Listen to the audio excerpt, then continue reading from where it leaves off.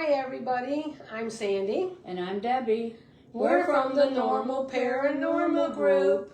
Hi everybody. Hi. And today, we're going to talk about 5 more things about ghostly experiences. Maybe you could relate. I hope so. Somebody out there can. Ready? Hey, tell us your stories too. That's right. We have a lot of stories. Do you have something to tell us? Tell the group.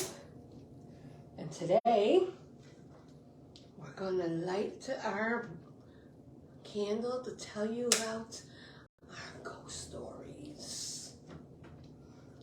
Ooh. All right, today, I'm going to start with the cemetery that didn't want to let me go. Yes. Our last adventures out in Illinois, when I got in that cemetery, it was a pain crawl getting up that hill, but I got up that hill. As old as I am, I managed to get up that hill. I don't know how I did it. And we were looking at all those cemeteries, and I swear to God, as I was walking away, I was careful. I got up there. I'm thinking, oh my, I got up here no problem, climbing. And when all of a sudden, it's like a little branch like this by my foot, and I literally, like someone pushed me or I tripped. I don't know, but it felt like my foot got in there and I fell over and I fell on and hit my head and my glasses and all went. And you want to know what I said, of course, because we don't promote that stuff on our site. So, but yeah, so you can imagine I had a few choice words about that. And I got up. My daughter was like, "Oh my God, Ma, are you okay?" And I said, "Yeah." And I says, and I wore rubber gloves and things like that. And I said, because I was afraid of getting like poison ivy. I was trying to be protected. I wound up having a mask on because. Me going huffing and puffing up the road. I didn't want to swallow no bugs. More than anything, it wasn't about COVID. It wasn't about anything else. It's about bugs getting in my mouth. Mm-hmm. Oh, because you know how those flies are, or gnats, and God knows what else, little creatures and spiders that are going on. So as I was walking, and I got up, and I'm walking, and it's like, every time I grabbed something, and it was like, I'm getting stuck on everything, and I'm trying to let go, and I said, let me go. No, I'm not staying. I was so... They didn't want her to leave. They didn't want me to leave. I went, no. And what happens, you fall? No, I fell the first time I fell, but trying to get down the hill, I'm scooting on my butt, but my hand, I'm just getting caught on and everything on the way down. I went, really? Oh, when I finally got down off that hill, I went, yay! I made it out of that cemetery. I says, I think they wanted me to stay and visit a little longer, but I went, no, thank you. Yep. And then... That was number one, by the way. That was number one. Number two. My story is when I moved to the burbs. Yes, in Chicago, we had tons of houses built in the 1800s. And of course you expect them to be haunted, right? And I moved here when all the houses were built in 1955. The year I was born. Huh? Good year, right? So, don't tell me the hounds are starting. Oh no. Oh no. Hope it's not the hellhounds. No. Maybe a little Cujo. Maybe a little Cujo, yes. Well, anyways, moving into my new house, I'm thinking, oh, no more ghosts. No more ghosts. Just in Chicago. But I was wrong. I have experienced, and my family have experienced paranormal activity here. And I remember we had a party for the first time in our house. And I was out in the garage the next day, emptying out the helium tanks and that, and cleaning up. And I kept on feeling someone watching me. And lo and behold, I turn around and there's this old man who's standing there, full formed. It's like I'm looking at you now. It's like you could touch him. And he had white hair, semi-bald. He had suspenders, plaid shirt. And he was looking at me out of curiosity, like, what are you doing in my garage? And the man disappeared in front of me. Holy cow. I couldn't believe my eyes. That was number 2. Mm-hmm. Maybe you experienced something similar. Well, number 3, always in front of my basement. There's always an attic or a basement or something someone deals with. And maybe you can relate too. I swear, every time I look towards the front of my basement, I swear I keep on seeing this man. I don't know if it's a portal there or something, but just standing there, just staring at me. Doesn't scare me or nothing. Don't get me wrong. I don't get scared.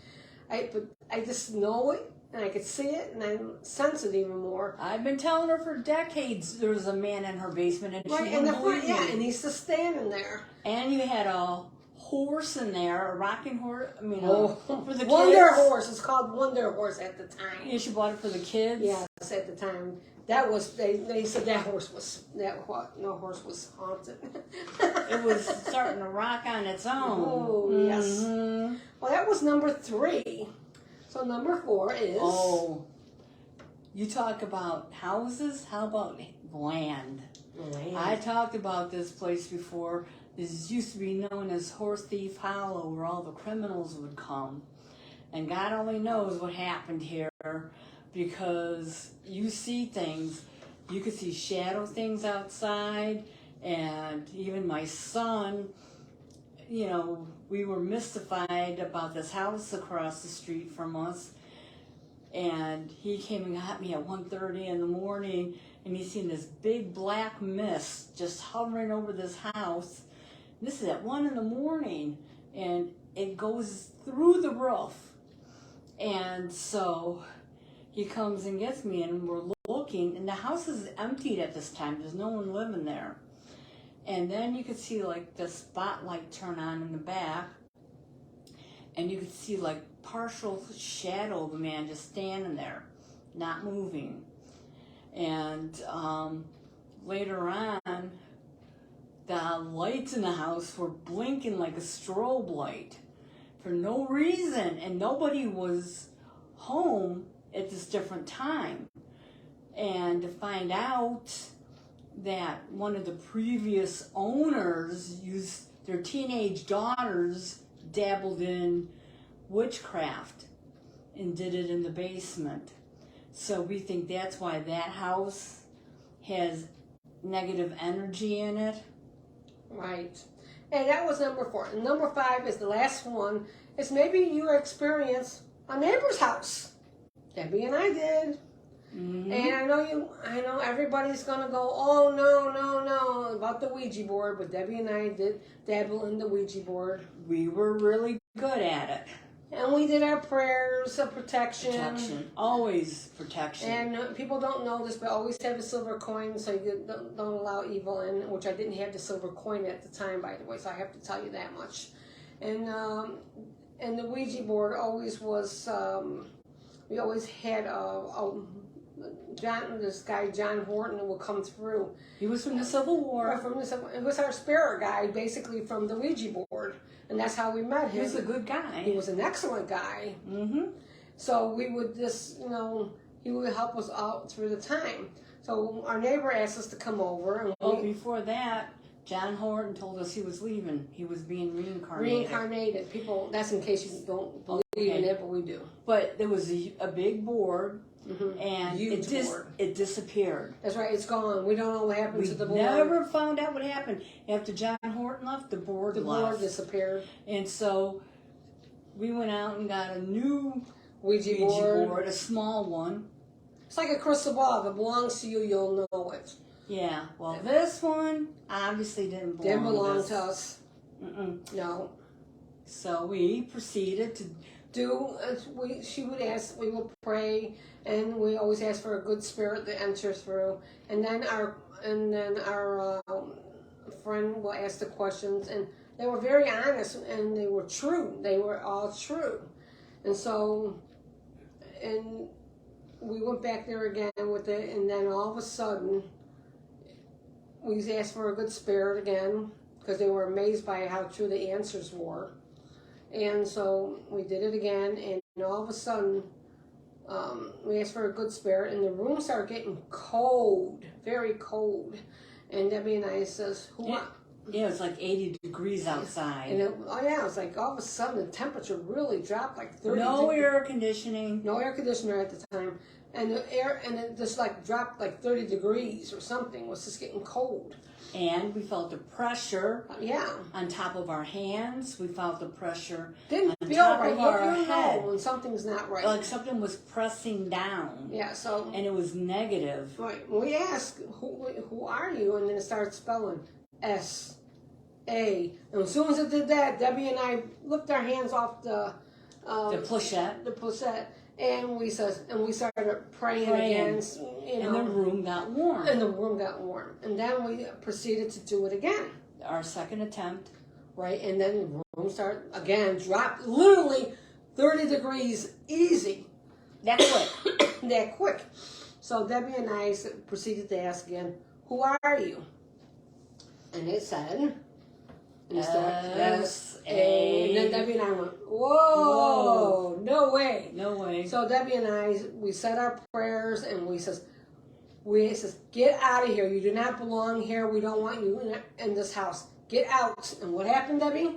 The screen door opened up by itself and slammed twice. And that's the truth. This is the first time this happened to my twin and I. Yes. I let out a scream because we were young, and I jumped on my neighbor's lap.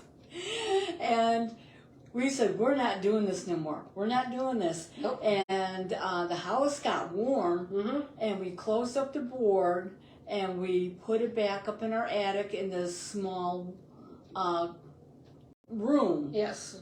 On the side of a bedroom. Yeah. On a shelf. And to find out, my sister Rose and a couple of her friends tried using it in the attic, and some terrible things started happening with them. Right.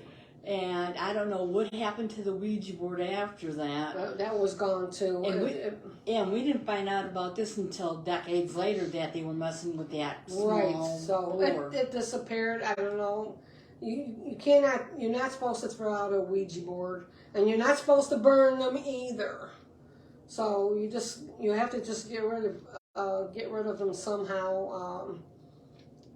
Donate it, throw it. Donate it. Donate it to somebody who really wants to dabble into something. Here, take it, and then or just throw it in the garbage, but don't burn it. Yeah, don't burn it. Just throw it in the garbage. Throw it in the garbage. Get rid of it that way. But again, we just wanted to tell you 5 ghostly stories. We hope you enjoy it and share some of your stories. Again, we'll try to come up with 5 more things. Okay, until then. This is Sandy. And I'm Debbie. We're from the Normal Paranormal Group. Ready? Ready? Until then. Until then. Bye, everybody. Thanks for watching. Tell us your stories. Hi, Tony. Glad to see you on there. Yeah, Tony. Miss you.